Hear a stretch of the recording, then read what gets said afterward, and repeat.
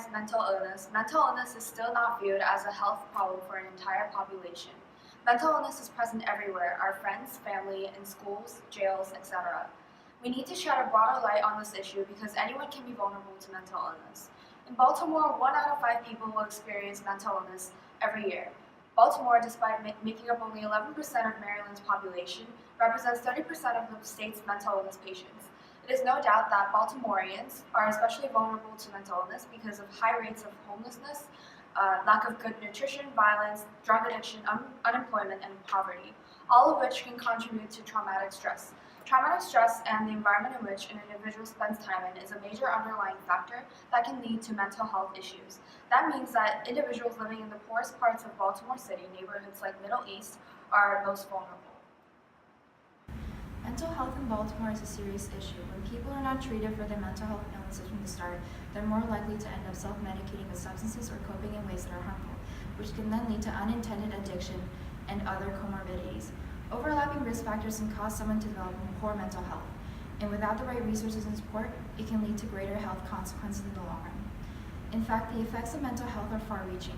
Family, friends, and children can all be impacted by someone living with a disease of mental health. When a family member has a particular mental health disorder, the probability of another family member getting that same disorder goes way up. For example, substance-related disorders are 5 times more common among the parents of mentally ill children. Children especially are at most risk of developing mental illnesses. Children of mothers with clinical depression are twice as more likely to develop depression compared to children of never depressed mothers.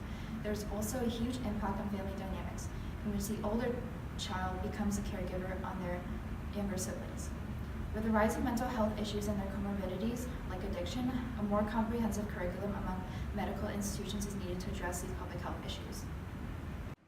Currently in Maryland, there exists Maryland's public mental health system, which was developed to ensure that individuals with mental illness are able to receive treatment, and it is funded mostly by the Behavioral Health Administration.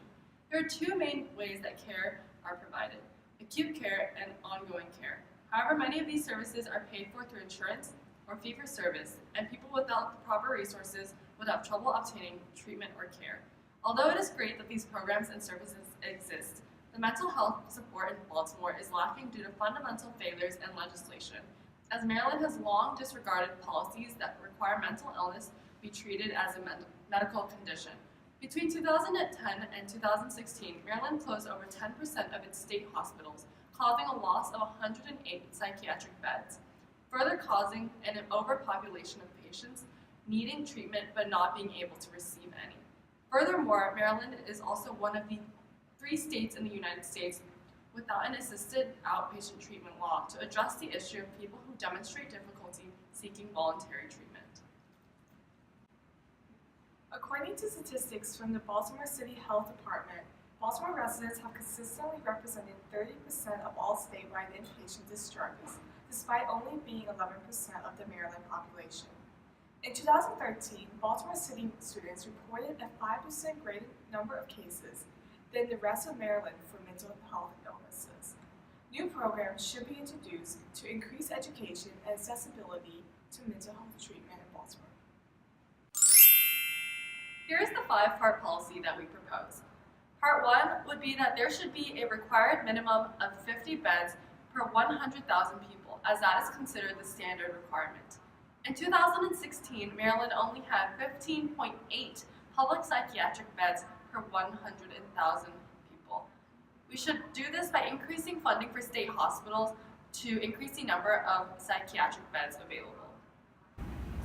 Part 2. Mental health carries severe mental health stigmas. In order to address this issue, we will implement education programs that start from elementary school through college. Programs will include mandatory classes about mental illness and drug addiction to destigmatize it and educate the public about various treatment options that are available in Baltimore. This is important for people to seek treatment when needed, and getting treated early is crucial because untreated mental illness leads to even more traumatic stress and bad health problems. We will also hire certified mental health counselors in K-12 schools who can give advice to students when needed. They can also respond to the students' mental health issues immediately and direct them to physicians and mental health facilities available in Baltimore. There will be peer-facilitated small group discussions led by mental health counselors available to students 3 times a week free of cost. Part 3. We need more structured addiction and mental health curriculums within medical school training for the next generation of health professionals who are going to be dealing with the rippling effects of the opioid epidemic. Part 4.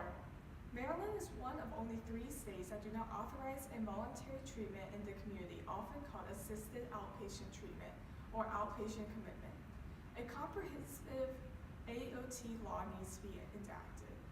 AOT is a court-supervised treatment within the community, and laws mandating this treatment have shown to reduce hospitalization, arrest and incarceration, homelessness, victimization, and also to prevent violent acts associated with mental illness, including suicide and violence against others. Part 5. Like the rest of the United States, Maryland criminalizes more people than it hospitalizes, with 4 out of 10 individuals in jails having mental illness. In September of 2017, Judge Jieun found that Maryland state government officials had willfully disregarded the need to increase the number of psychiatric hospital beds available for criminal defendants, some of whom had been languishing in jail for weeks waiting for treatment. Putting the mentally ill in jails instead of hospitals isn't saving the government any money. Individuals with mental illnesses tend to stay in jail longer than other prisoners because they aren't likely to get bail and also because they are often chronic rule breakers. We propose to increase funding to provide more treatment spaces for mentally ill patients within the criminal justice system before and during their trials, rather than have them compete for spaces with other patients.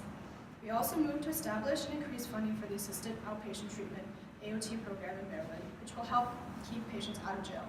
We also hope to increase funding to support previously incarcerated individuals with mental illnesses, as well as their family and communities, in order to prevent reincarceration. As a result of our proposed programs, we hope to draw more attention to and establish a greater understanding of mental health concerns prevalent in our community. We intend to target the most vulnerable populations, for example, those with generations of exposure to poverty, racism, violent crime, and domestic violence, and provide them with the specialized care they need, rather than generalized care that may prove effective in the long run. By utilizing and addressing funding in areas such as support for mental health treatment spaces and education to decrease stigma regarding psychiatric care, we hope to prevent vulnerable populations from becoming incarcerated or developing more severe symptoms.